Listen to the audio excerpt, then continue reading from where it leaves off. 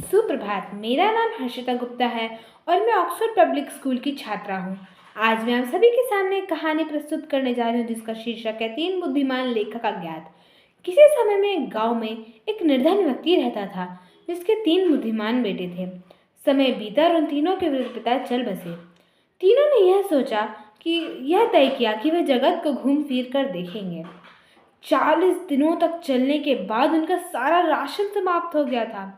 पैरों में छाले पड़ गए थे, पर सड़क वह तो खत्म होने का नाम ही नहीं ले रही थी। अंत में उन्हें एक बड़ी सी नगरी दिखाई दी। वह तीनों अत्यंत ही प्रसन्न हुए। जब वह बिल्कुल ही निकट पहुंच गए थे तब बड़ा भाई कहता है कि अवश्य ही यहाँ से कुछ देर पहले एक विशाल ऊँट गया है।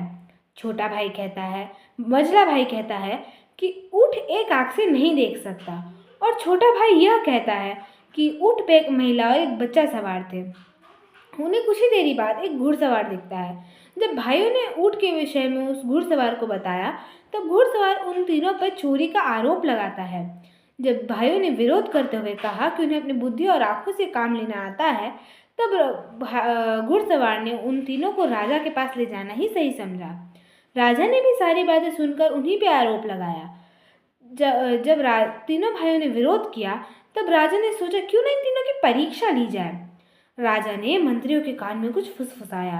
मंत्री ने तुरंत ही एक बक्सा सावधानी से लाकर रखा, उसका ढक्कन खोलकर चले गए। जब राजा ने पूछा कि इसके अंदर क्या है, तब भाइयों ने अनुमान लगाया कि उसके अंदर एक गोल कच्चा अनार है। सब आश्चर्यचकित रह गए कि तीनों का अनुमान बिल्कुल सही निकला।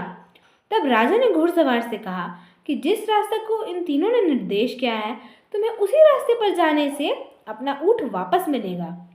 तब घुड़सवार तुरंत ही रवाना हो जाता है।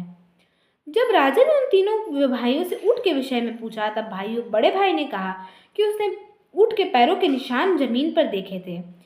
मंझला भाई कहता है कि दाएं तरफ की घास तो उस ऊँट ने चढ़ ली थी, पर बाएं तरफ की घास जस की तस थी।